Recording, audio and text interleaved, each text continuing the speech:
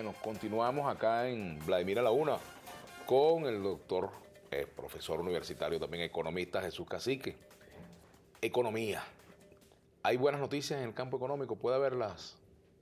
Tema álgido, Vladimir, y gracias por la invitación a Bienvenido. tu programa. Gracias. Bueno, sí, efectivamente la economía, la situación que está atravesando el país no es nada fácil. Vamos a cerrar con una inflación alrededor entre 68 y 70%, muy superior a la estimada por el gobierno central, que por cierto el gobierno no atina con las metas inflacionarias desde hace como 3 4 años, ¿no? El año anterior, el año 2013, la inflación estimada por el gobierno 24-26%, cerramos con la mayor inflación del mundo en 56.3%, con un leve crecimiento del 1.3%. Este año debemos estar cerrando, como te acabo de indicar, 68-70%, pero con una pequeña o una leve diferencia que no va a haber crecimiento económico. Vamos a cerrar en contracción económica alrededor entre el 2,5 y el 3%. Aprovecho tu programa para exhortarle al directorio del Banco Central de Venezuela que publique la inflación que la tiene en el congelador, en el baúl de los recuerdos, publique la balanza de pago del cuarto trimestre del año 2013 y publique el primer semestre del Producto Interno Bruto, que indiferentemente que los venezolanos no tengan la información o el acceso a los medios de comunicación, porque la información no la ha publicado, no la difundió el Banco Central de Venezuela, estamos atravesando por una recesión económica en el país bien importante. Ahora, siempre se presenta el balance del cuadro económico, la cifra de inflación, la cifra de crecimiento o de crecimiento económico, en fin, pero las soluciones concretas. Lo que el gobierno ha venido anunciando en estos días, por ejemplo, algunas medidas, ¿van en la dirección correcta? Yo creo que desde que tomó la presidencia Nicolás Maduro, tenía una gran oportunidad de establecer unas medidas económicas que eran básicas y fundamentales. Y lo que ha hecho es profundizar la crisis económica en Venezuela. Tiene que convocar a los técnicos, la participación de todos nosotros, porque de forma aislada es difícil. Problema ideológico del socialismo del siglo XXI, que es una zambumbia definitivamente. Indisciplina fiscal. Vamos primero a tocar el tema fiscal. El Banco Central de Venezuela, el financiamiento a PDVSA es aproximadamente 102 mil millones de dólares. Es una cifra exorbitante para poder controlar o abatir la inflación.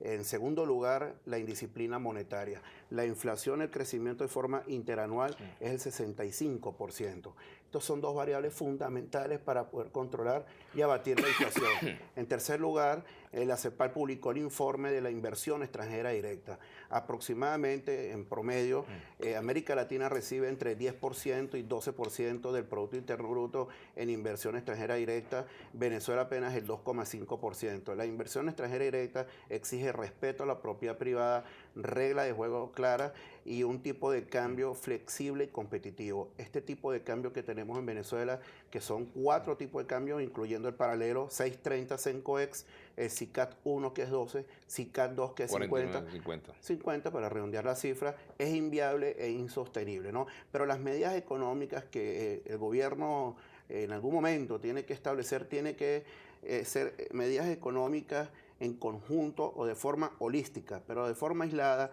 tú no vas a resolver los problemas económicos. Este paquetazo fiscal que acaba de establecer el gobierno, obviamente que va a tener un impacto y una incidencia en la economía.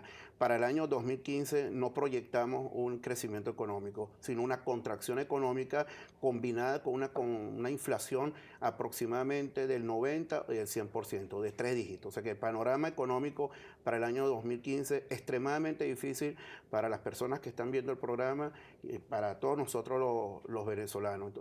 Y los controles han sido nefastos, Vladimir. El control de precios, cuando entró en vigencia en el año 2003, el desideratum, el objetivo del control de precios era abatir la inflación. ¿Tú quitarías todos los controles, Jesús? Ahorita, por ejemplo, si tú fueras el ministro de Finanzas y el presidente te pide que le dejes algunas recomendaciones, Vladimir, ¿cuáles serían esas recomendaciones? Hay que desmontar los controles de forma progresiva. Obviamente, ¿verdad? Tú no lo puedes hacer de forma inmediata porque lo que vas a causar es un daño a la economía. Tú no puedes desmontar el control de cambio, ¿verdad? De la noche a la mañana.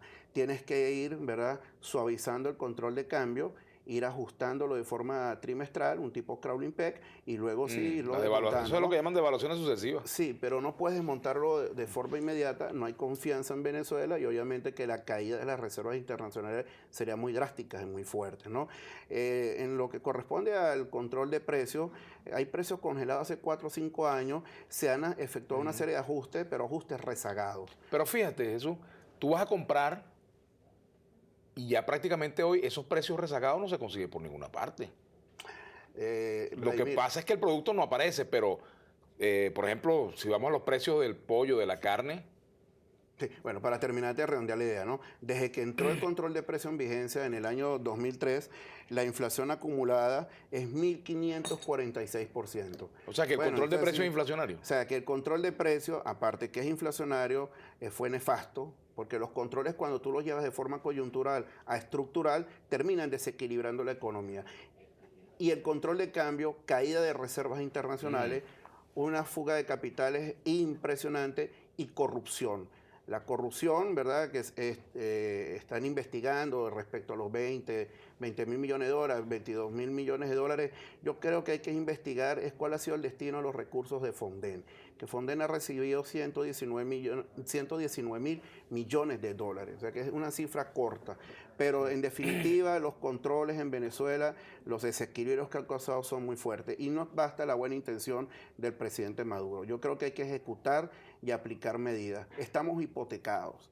Venezuela aproximadamente la deuda consolidada son 267 mil millones de dólares. Es una deuda, ¿verdad?, bien importante y un peso de deuda muy fuerte para todos nosotros los venezolanos. El problema es que un problema ideológico del gobierno central que no comulga con el sector privado. Lo que tú me acabas de indicar, Vladimir, las expropiaciones, las confiscaciones que aplicó el señor Giordani, destruyó el aparato productivo del país y destruyó el mercado de capitales. Y recuperarse en términos económicos es mentirte, o sería una falacia, que en un año o en 2 años podemos recuperar la economía, porque está prácticamente la economía en una situación muy diezmada en Venezuela. En todo caso, los pasos correctos, no solamente, bueno, está el tema de los controles, pero por ejemplo la unificación cambiaria, ¿qué efectos tendría la unificación cambiaria en el corto, mediano y largo plazo? O sea, ¿cuáles serían las primeras reacciones? Eso es como una medicina que tú le aplicas a un paciente. Claro, yo estoy de acuerdo con el paciente le puede subir la fiebre, pero le puede mejorar, qué sé yo, la tensión arterial o puede complicarse ambas cosas, dependiendo de la medicina. Si efectuamos una remembranza, en otrora, cuando se estableció el control de cambio, el gobierno fue anclando el tipo de cambio con alta inflación. El resultado al final del ciclo fue una sobrevaluación impresionante. Entonces no es únicamente unificar, sino es flexibilizar el tipo de cambio, porque si tú unificas el tipo de cambio y lo cambio flotante. Bueno, no cambio flotante, no te estoy hablando de desmontar el control de cambio de forma inmediata, sino irlo flexibilizando trimestralmente y revisando el tipo de cambio. Pero si tú anclas el tipo de cambio, ¿verdad?, con alta inflación, obviamente que vas a tener una sobrevaluación cambiaria a corto plazo y vuelves otra vez entonces a entrar ese ciclo perverso. Entonces son medidas aisladas que el gobierno está proponiendo. Tú tienes que devaluar, la devaluación es inevitable, ya este tipo de cambio 6.30 y el tipo de cambio de SICAD 1 son 2 tipos de cambio inviables e insostenibles. Como el tipo de cambio 50 tampoco es el tipo de, está el subvaluado, tampoco debería ser el tipo de cambio que debería establecerse en la economía. Yo propongo entre 28 y 30 aproximadamente el tipo de cambio e irlo suavizando, irlo flexibilizando progresivamente en el tiempo. Pero de esta forma o de este esquema, como viene manejando el gobierno, la economía, pero estoy en desacuerdo, pero absolutamente. Tenemos que hacer una pausa, Jesús Cacique, economista. Al retorno, ¿cómo debe manejarse la coyuntura de los precios del petróleo? ¿Cómo debe reflejarse eso en el presupuesto? ¿Qué opinas de la reducción de gastos que ha anunciado el gobierno? Vamos a la pausa, ya venimos con Jesús Cacique.